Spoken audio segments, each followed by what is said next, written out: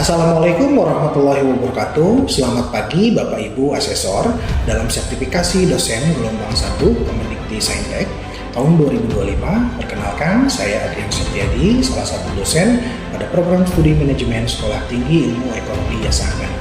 Video ini dibuat untuk melengkapi persyaratan dalam pengajuan sertifikasi dosen gelombang 1 tahun 2025, yaitu pernyataan diri dosen dalam unjuk kerja Tridharma Perguruan Tinggi PDD UKTPT dalam bidang pengajaran. Pada kesempatan kali ini, mata kuliah yang akan saya ambil sebagai contoh dalam video pembelajaran adalah mata kuliah wajib dalam program studi manajemen, yaitu manajemen strategi. Mata kuliah ini terdiri dari 3 SKS. Mata kuliah ini disampaikan dengan metode DIA, Delivery, Interaction, dan Assessment, dalam proses pembelajaran di kelas online maupun offline. Deskripsi mata kuliah ini, manajemen strategi, membahas tentang proses penetapan tujuan organisasi, penggunaan sumber daya secara efektif, serta pengambilan keputusan strategis yang bersifat dinamis dan berkelanjutan. Mata kuliah ini membekali mahasiswa dengan pengetahuan dan keterampilan dalam merumuskan, menerapkan, dan mengevaluasi keputusan lintas fungsi untuk mencapai tujuan organisasi. Mengedepankan pembelajaran aktif melalui diskusi, studi kasus, dan analisis praktik lapangan dalam konteks mikro dan makro. Capaian pembelajaran mata kuliah atau capaian pembelajaran prodi adalah menunjukkan etika akademis mandiri dan terukur. Yang kedua, mampu bersaing dengan lulusan sarjana ekonomi dari perguruan tinggi umum. Keterampilan khusus, mampu menerapkan manajemen strategik di lingkungan pribadi, di lingkungan keluarga, masyarakat lokal, nasional, dan global. Dalam mata kuliah ini, kami memiliki pokok pembahasan yang menarik, kombinasi antara teori dan hal yang relate dengan perkembangan zaman. Yang pertama, ruang lingkup manajemen strategik. Yang kedua, audit strategik. Yang ketiga, fungsi manajemen strategi. Yang keempat, analisis strategi. Yang kelima, analisis SWOT dan strategi korporasi. Yang keenam, lanjutan analisis SWOT dan strategi korporasi. Yang ketujuh, formulasi strategis bisnis. Yang kedelapan, strategis fungsional. Yang kesembilan, implementasi strategi. Yang kesepuluh, evaluasi implementasi strategik.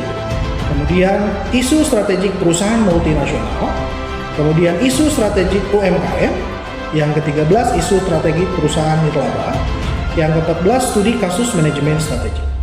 Referensi wajib yang digunakan adalah yang pertama Fred et David 2013, Strategic Management Concept and Case Edition. Kemudian yang kedua Efri Novianto 2019, Manajemen Strategik Publish. Yang ketiga Jim Hoyam 2020, Manajemen Strategik Konsep dan Implementasi Mass Media Pustaka. Yang keempat Julian Sahnur 2020, Manajemen Strategik Konsep dan Model Bisnis Latansa Masyuro Publisher. Yang kelima Zuriani Ritonga tahun 2020, buku ajar Manajemen Strategik Publish. Yang keenam Haryono Soeharto dan Heri Erlangga tahun 2024, Manajemen Strategik untuk Perkembangan UMKM di Indonesia, Sonpedia Publishing Indonesia. Dan referensi pendukung, yang pertama Hanger, ZD, dan Wellen TL tahun 2012, Strategic Management and Business Policy Edition Person. Yang kedua Singh K. Parangka and Helres 2013, Business Strategy in Asia, a Casebook Edition CG. Yang ketiga tentunya Jurnal Nasional Terakreditasi Sinta. Aspek penilaian dalam mata kuliah ini, yang pertama tentu ada absensi kehadiran yaitu 10%. Yang kedua tugas terstruktur yaitu poin 20%. Yang ketiga UTS poinnya 30%. Yang keempat UAS dengan nilai tertinggi yaitu 40%. Metode pembelajaran yang digunakan, yang pertama discovery learning, kemudian yang kedua presentasi, yang ketiga studi kasus, yang keempat pembelajaran berbasis masalah. Berikut adalah contoh video pembelajaran yang akan dilakukan dalam proses luring di kelas. Halo teman-teman, sahabat ya seanggana, gimana sehat hari ini teman-teman? Alhamdulillah. Alhamdulillah ya teman-teman, gimana hari ini, sehat-sehat semua teman-teman? Mudah-mudahan kita semua selalu ada dalam kesehatan, kelancaran dan keberkahan ya teman-teman. Alhamdulillah di hari ini kita bisa bertemu kembali dalam kegiatan perkuliahan khususnya manajemen strategik pada pertemuan 5 teman-teman ya. Untuk agar supaya perkuliahan kita hari ini diberkahi, ada baiknya kita berdoa ya. Saya pimpin ya doanya ya teman-teman. Berdoa dimulai.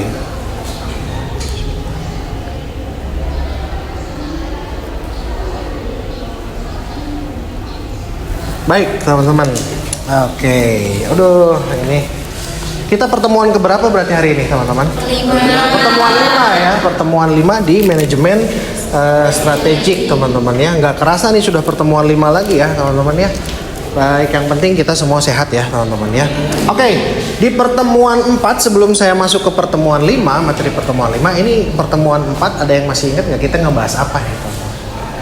Ada yang masih ingat? Oke. Neng Alifah, oke? Di pertemuan 4 itu kita membahas tentang analisis IFAS atau Internal Factor Analysis Summary dan juga EFAS atau External Factor Analysis Summary. Ini merupakan alat untuk mengevaluasi faktor internal dan eksternal yang mempengaruhi entitas. Entitas ini bisa berupa perusahaan, organisasi, dan juga individu. Bedanya, kalau IFAS itu fokusnya pada kekuatan dan kelemahan dari internal. Kalau EFAS fokusnya pada peluang dan ancaman dari eksternal. Oke, jadi alat ya, jadi untuk mengukur faktor eksternal dan internal. Oke, terima kasih Neng. Oke ya. Baik teman-teman, kita masuk ke materi hari ini, yaitu adalah materi tentang analisis SWOT atau SWOT analisis. Asing nggak bagi teman-teman tentang SWOT analisis ini? Tidak. Ada ya, sudah ini ya teman-teman ya. Oke. Nah ini quote saya hari ini ya teman-teman ya. Oke, jadi barang siapa yang tidak mampu menahan lelahnya belajar, maka ia harus mampu menahan perihnya kebodohan teman-teman. Wah, Imam Syafi'i. Oke, pokok bahasan hari ini teman-teman, yang pertama ada analisis SWOT, kemudian yang kedua ada studi kasus, kemudian yang ketiga adalah aplikasi SWOT. Bagaimana nanti teman-teman di dunia kerja atau dunia industri atau disingkat DUDI, atau nanti teman-teman ada yang mau jadi CEO apa begitu ya, CEO bisnis apa dan sebagainya, teman-teman diharapkan bisa mengaplikasikan analisis SWOT ini teman-teman ya. Nah kemudian sub CPMK-nya adalah tentang materi ini adalah mahasiswa mampu menyusun analisis SWOT secara sistematis dan aplikatif terhadap kasus bisnis. Oh, oke, saya lupa nih teman-teman. Untuk absensi teman-teman bisa di student online saja ya, teman-teman ya. Seperti biasa nanti di akhir kuliahan di student online. Kemudian nanti saya akan cek di dosen online-nya STI Sanggana ya, teman-teman ya. Oke. Sorry saya lupa tadi. Oke, nah kita masuk nih ke materi teman-teman ya tentang analisis SWOT. Sudah tidak asing kan nama SWOT nah ya dan sebagainya teman-teman. Nah, sejarah analisis SWOT nih teman-teman ya, kita harus tahu dulu nih sejarahnya lah ya. Jadi teknik ini dirumuskan oleh Albert S. Humphrey. Jadi beliau itu seorang profesor ya, seorang profesor yang memimpin proyek riset pada Universitas Stanford. Stanford itu di mana? Amerika. Wah, Amerika ya teman-teman ya, pada tahun 1960 sampai 70-an. Dengan menggunakan data dari 5 perusahaan-perusahaan Fortune 500. Daftar tahunan yang disusun untuk dan diterbitkan oleh majalah Fortune yang memberi peringkat kepada 500 perusahaan umum dan milik pemerintah yang disusun berdasarkan pendapatan bruto mereka. Terbayang tahun 1960 di Amerika ya tadi ya, Stanford itu sudah menggunakan analisis SWOT. Ya, jadi artinya berapa puluh tahun yang lalu tuh ini? 1960 ke 2025 berapa tuh? 65 tahun yang lalu tuh Amerika sudah mengadopsi SWOT lewat profesornya Stanford. Wah, mantap ya. Bayangkan kalau Indonesia tahun 1960 itu masih zaman-zaman pasca penjajahan ya, teman-teman ya. Gitu. Oke, nah ini pengertiannya. SWOT adalah metode untuk mengevaluasi kekuatan atau strength, kelemahan atau weakness, peluang atau opportunity, dan ancaman atau threat dalam suatu bisnis, baik untuk jangka pendek maupun jangka panjang. Keempat faktor itulah yang membentuk akronim SWOT, yaitu adalah singkatan ya teman-teman ya. Strength, weakness, opportunities, dan threat. Oke, sampai sini bisa terbayang? Saya ya, teman-teman ya. Oke, kita lanjut. Metode analisis SWOT memiliki dua faktor, ya, dua faktor analisis, yaitu faktor internal dan faktor eksternal. Kira-kira yang lebih sulit ini faktor mana? Dari luar, internal itu kan luar. Internal itu dalam, eksternal itu dari luar. Nah, menurut kalian faktor mana yang lebih sulit dianalisis nih teman-teman? Eksternal dari luar ya, jelas ya. Kalau di dalam perusahaan itu sepertinya lebih mudah, ya. Tapi yes betul. Kalau dari eksternal itu luar biasa. Bagaimana kita memappingnya? Ya, faktor-faktor ini. Nah, ini jadi SWOT ini terdiri dari dua faktor, faktor internal dan eksternal yang saling beririsan teman-teman ya, satu sama lain. Nah ini. Nah, kita masuk ke faktor internal yang umumnya digunakan untuk menganalisis, untuk analisis SWOT antara lain adalah, nah ini kalau faktor internal dari dalam ya, biasanya kondisi keuangan, sumber daya manusia, pencapaian perusahaan ataupun hal yang penting di perusahaan, intinya adalah segala hal yang muncul dari dalam perusahaan. Tentunya itu lebih mudah, tapi tidak disebut mudah juga ya, tapi lebih mudah dibanding analisis eksternal dari luar. Ya, jadi kalau faktor internal itu ada ini ya, teman-teman ya. Nah, sedangkan faktor eksternal berasal dari luar perusahaan. Nah, ini yang akan lebih sulit. Ya, yang biasanya digunakan dapat disederhanakan menjadi pastel. Pastel itu bukan kue ya. Pastel itu apa? Oh, pastel ya, Dok. Pastel ya, bukan. Ini pastel. Singkatan pastel itu ya. Singkatan dari politik, ekonomi, sosial, teknologi, environment, lingkungan, dan legal, peraturan hukum. Jadi faktor eksternal terdiri dari pastel ya. Pastel itu singkatan. Gitu. Kemudian analisis SWOT ini ya. Ini ada fokus internal dan fokus eksternal. Nah, kemudian kekuatan, apa yang menjadi kekuatan, apa yang Anda kerjakan dengan baik, apa yang dilihat orang lain sebagai kekuatan, apa yang dilakukan dengan baik oleh lembaga, apa rekam jejak yang baik. Nah, ini jadi pertanyaan, di mana organisasi kita atau Anda bersaing dengan baik? Kemudian kelemahan, apa yang dapat dikembangkan, apa yang dapat langsung kurang optimal dibanding dengan keinginan, kompetisi apa yang berlangsung dengan baik, apa yang dapat diperbaiki, apa yang telah dilakukan secara tidak baik, kemudian hal apa yang harus dihindari, teman-teman. Nah, kemudian peluang. Jika tidak ada hambatan, apa yang akan dilakukan, apa yang mungkin dilakukan, di mana posisi yang diinginkan dalam 5 tahun ke depan, 10 tahun, 15 tahun. Kemudian dengan siapa ingin bekerja, sampai di mana teknologi baru mengubah praktek, perubahan finansial, pemerintahan, legislatif dapat menguntungkan di masa depan. Kemudian apa yang akan terjadi dalam beberapa tahun yang akan datang, apa yang dapat menjadi solusi, win-win solution. Kemudian ancaman, apa yang menghambat perkembangan, siapa lagi yang ingin mengambil alih tugas pekerjaan, apa yang dilakukan oleh organisasi persaing, apakah teknologi perkembangan baru mengubah peran. Ya, tadi contohnya AI ya, itu banyak tuh perannya yang digantikan ya. Seperti pembaca berita, itu sekarang AI ya teman-teman ya, luar biasa. Perubahan apa yang akan terjadi, hambatan macam apa yang dihadapi, dapatkah mengatur pembiayaan jangka pendek dan jangka panjang. Nah, ini langkah 4-nya ya, merumuskan strategi. Langkah 5, tentukan prioritas penanganan. Nah, ini kurang lebih seperti ini analoginya ya teman-teman, dari tadi langkah-langkah yang tadi. Oke. Untuk lebih mematangkan analisa kita tentang analisis SWOT, saya akan mengajak Anda untuk berdiskusi teman-teman ya. Jadi di perusahaan Gojek ya teman-teman, tahu kan Gojek? Tahu. Saya sih nggak tahu Gojek ya teman-teman ya.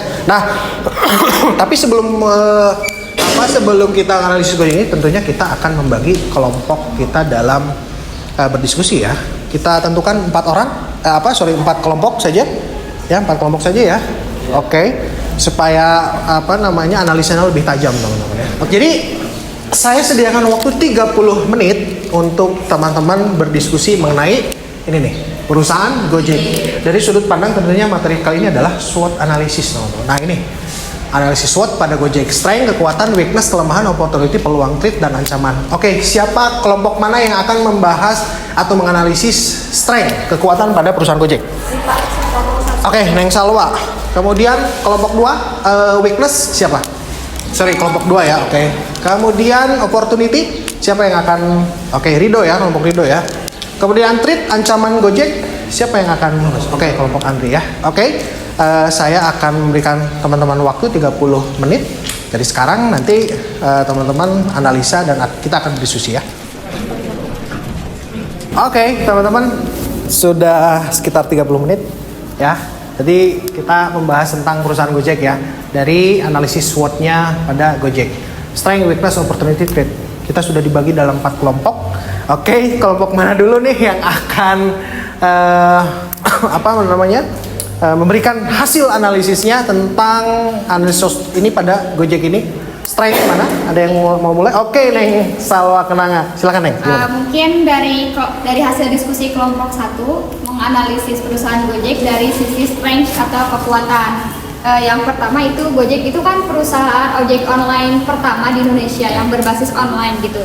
Jadi otomatis Gojek ini sudah memiliki mitra dan juga pelanggan setia yang lebih banyak gitu. Karena pastinya perusahaan ojek online pertama gitu. Lalu yang kedua pilihan yang ditawarkan di perusahaan Gojek. Jadi perusahaan Gojek itu tidak hanya melayani ojek online saja, tapi memiliki fitur yang lain, misalkan kayak GoFood, Gomart, Gosok, Gosen. Ya. Lalu yang ketiga tuh banyaknya pengusaha kuliner UMKM di daerah yang ingin bermitra bersama perusahaan Gojek gitu. Karena kan Gojek tadi memiliki salah satu fitur GoFood. Yes. Gitu. Jadi menjadi daya tarik Gojek tersendiri gitu dengan bermitra bersama perusahaan atau UMKM gitu. Lalu yang keempat, perusahaan Gojek juga memiliki banyaknya bentuk pelayanan untuk mitranya. Jadi mitra yang bekerja sama dengan Gojek itu diberikan fasilitas yang lainnya oleh perusahaan Gojek, misalkan kayak asuransi atau BPJS. Lalu yang kelima, bisnis model Gojek itu sangat efisien gitu ya Pak, karena bisa digunakan oleh semua orang melalui aplikasi di handphone, yang pastinya semua orang punya handphone. Lalu yang keenam itu mudah untuk diduplikasi di daerah lain, maksudnya tuh kayak ya bisa digunakan di daerah yang lain gitu Pak. Lalu yang terakhir, dengan adanya perusahaan Gojek dan juga jadi pionir di perusahaan ojek online, bahkan si perusahaan Gojek ini tuh memberikan banyak lapangan pekerjaan. Yes. Itu mungkin Pak. Bagus, terima kasih Neng Salwa ya. Betul apa yang tadi disampaikan ya tentang strength-nya, tentang kekuatannya ya teman-teman ya. Neng Salwa khususnya jadi pionir dari platform online ojek online di Indonesia itu adalah Gojek ya teman-teman. Selain Gojek teman-teman ada tahu apa lagi tuh? Indraid, Grab, Maxim ya, luar biasa ya. Buruk di Jakarta ya sudah ada tuh, waduh luar biasa Buruk ya. Oke, terima kasih Neng Salwa. Ada lagi? Tidak ada dari Neng Salwa? Apakah ada kesimpulannya Pak dibacain? Oke, boleh. Kesimpulan dari kelompok kami yang sudah tadi didiskusikan bahwa perusahaan Gojek itu memiliki sebagian besar pasar gitu dan peluang dalam industri layanan transportasi dan teknologi di sejumlah negara Asia Tenggara ini. Pangsa pasar yang luas menunjukkan bahwa Gojek mendominasi memiliki sebagian besar dari bagian pasar tersebut yang dapat memberikan keuntungan dalam hal penetrasi dan pengaruh di wilayah tersebut. Selain itu juga Pak, perusahaan Gojek berfokus pada teknologi terkini dan inovasi dalam operasional mereka. Jadi dengan mengadopsi teknologi tersebut, perusahaan dapat berupaya untuk meningkatkan pengalaman pengguna dan meningkatkan efisiensi operasionalnya. Hal ini menunjukkan kesediaan Gojek untuk tetap relevan dan bersaing dengan mengikuti perkembangan teknologi saat ini. Wah, luar biasa. Close dulu nih buat kelompok ini, mantap nih analisanya ya. Oke, nextnya yang Nang Manda. Oke, tentang kelemahannya Gojek. Oke, gimana Nang Manda? Hasil diskusi kelompok kami nanti poin-poinnya disampaikan sama saya dan juga oleh teman-teman yang lain. lainnya. Oke. Nah, yang pertama itu dibandingkan dengan perusahaan perusahaan lainnya, biaya yang dikeluarkan Gojek itu atau harga dari Gojek itu lebih mahal Pak, terutama di bagian GoRide, GoCar dan juga GoSendnya. Terus untuk pelanggan GoFood pada pelanggan Gojek itu pasti harus memerlukan waktu gitu Pak. Kalau misalnya mau pesan makanan itu nunggunya itu pasti lama. Lebih lama ya. Ya, soalnya beberapa perusahaan rumah makan yang bekerja sama dengan Gojek itu memerlukan waktu yang lama untuk memproduksi atau membuat pesanannya gitu. Yes. Terus di Gojek juga masih sering terjadinya order fiktif atau yang bohong gitu. Nah, itu ya. Ya, itu sangat merugikan gitu bagi perusahaan maupun bagi supir ojeknya gitu. Ya. Nah, terus ada masih sering pihak perusahaan punya ketergantungan yang sangat tinggi terhadap drivernya. Terus yang terakhirnya itu ada proses bisnis tidak dapat dimulai tanpa ada akses internet. Jadi kalau misalnya Gojek itu harus online gitu Pak, kalau mau pesannya itu nggak bisa offline gitu. Jadi Yes. harus punya kuota terus gitu. Nah, harus ada akses internet lah Iya. intinya ya. Oke. Ada lagi, Neng Manda? Mungkin disampaikan. Oke, gimana nih? Mungkin Bapak ada kesimpulan dari kelompok kami yang Yes. didiskusikan, yang dimana yaitu ada ketergantungan pada regulasi pemerintah, di mana Gojek sangat dipengaruhi oleh regulasi yang diterapkan oleh pemerintah. Ketergantungan ini menciptakan ketidakpastian karena perubahan kebijakan pemerintah dapat berdampak signifikan pada cara Gojek beroperasi. Jika ada perubahan dalam regulasi, baik dalam hal persyaratan lisensi, tarif, ataupun operasional lainnya, Gojek mungkin perlu menyesuaikan strateginya untuk tetap sesuai dengan ketentuan pemerintah. Mungkin segitu Pak dari saya. Oke, big applause untuk kelompok Neng Manda. Oke, Rido, gimana Dok? Menurut hasil pengkajian dari kelompok Opportunity, Yes. Gimana, Dok? Media itu seperti sekarang kan banyaknya anak muda yang bangga ya Pak, Ya, betul. menginginkan transportasi praktis dan aman, serta banyak yang sekarang anak muda yang ingin menggunakan jasa makanan ataupun minuman yang mudah Ya. dengan tanpa adanya impor yang lebih. Ya. Yang keduanya peluang dari Gojek ini, Gojek sudah bermitra sampai ke negara Vietnam, yaitu GoViet. Wow. Untuk Berarti tidak hanya di Indonesia ya, di Vietnam juga ya? untuk memperluas region pasar mereka yang masih terbuka, dan niat Gojek itu memperluas pasar sampai ke Asia Tenggara. Wah, luar biasa ya. Untuk transportasi serta layanan digital seperti makanan, minuman, dan lain-lain. Terus yang ketiganya peningkatan digitalisasi bagi UMKM. Gojek punya peluang besar membantu jutaan UMKM dengan adanya GoFood, GoShop, dan GoBiz. Ini Yes. memperluas pasar sekaligus mendorong loyalitas mitra usaha bagi Gojek tersebut. Wow, luar biasa nih. Ada lagi, Dok? Udah ya? Wah, mantap nih ya. Tepuk tangan buat Rido dan kawan-kawan. Bahkan saya tambahkan nih, ada GoPay Later ya, kalau tidak salah ya.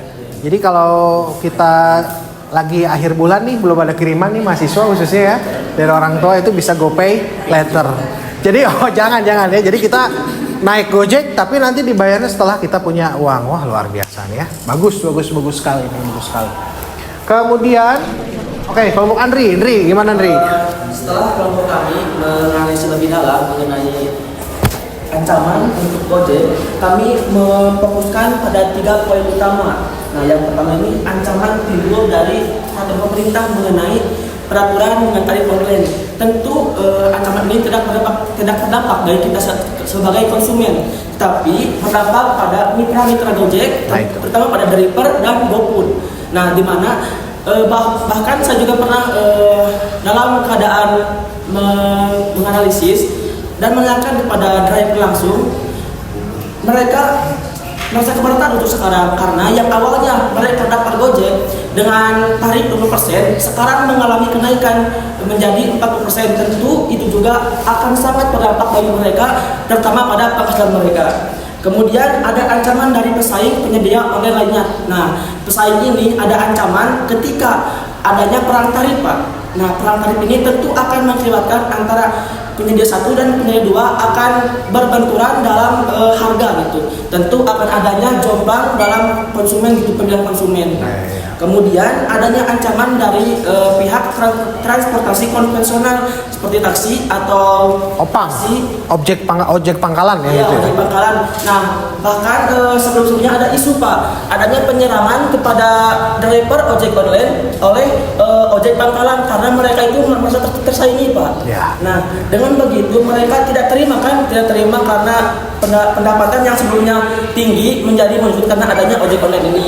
Nah, tentu dengan adanya ancaman ini, Gojek harus siap atau survei lebih dalam untuk mengatasi keselamatan atau memberikan keamanan kepada mitra konten mereka.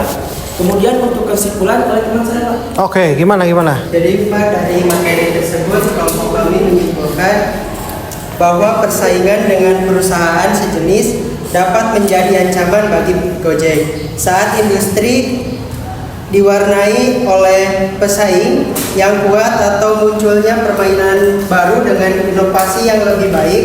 Gojek harus tetap kompetitif dan inovatif untuk mempertahankan dan memperluas pangsa pasar.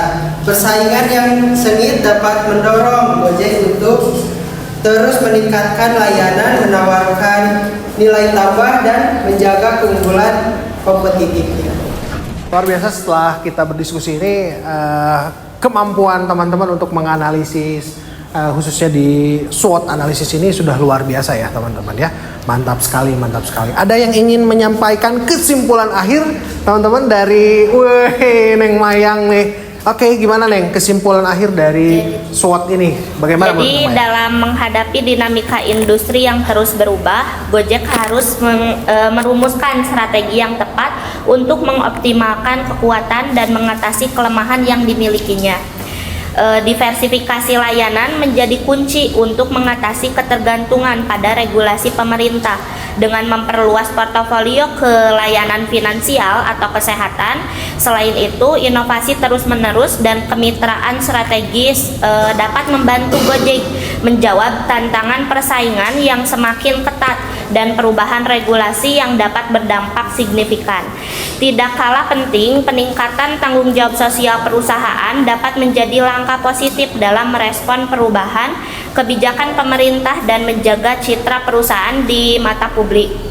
Dengan fleksibilitas strategis yang kuat, Gojek dapat memastikan kesiapannya menghadapi berbagai tantangan di masa depan, menjadikannya arsitek perubahan yang terus-menerus dalam industri teknologi dan layanan transportasi. Oke.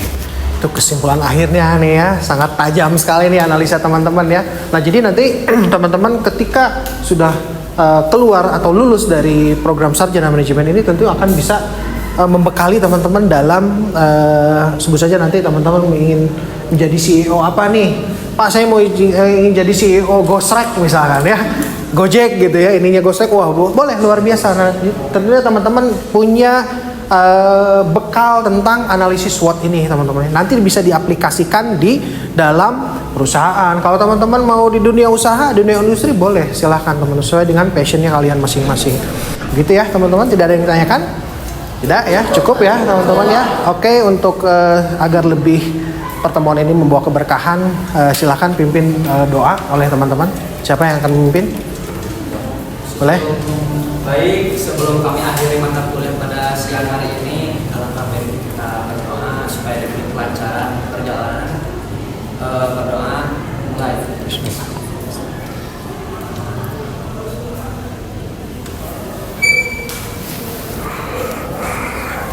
Berdoa selesai. Beri salam. Assalamualaikum warahmatullahi wabarakatuh. Waalaikumsalam warahmatullahi wabarakatuh. Sekian video pembelajaran dalam mata kuliah manajemen strategik pada program studi manajemen Sekolah Tinggi Ilmu Ekonomi Yasa Anggana.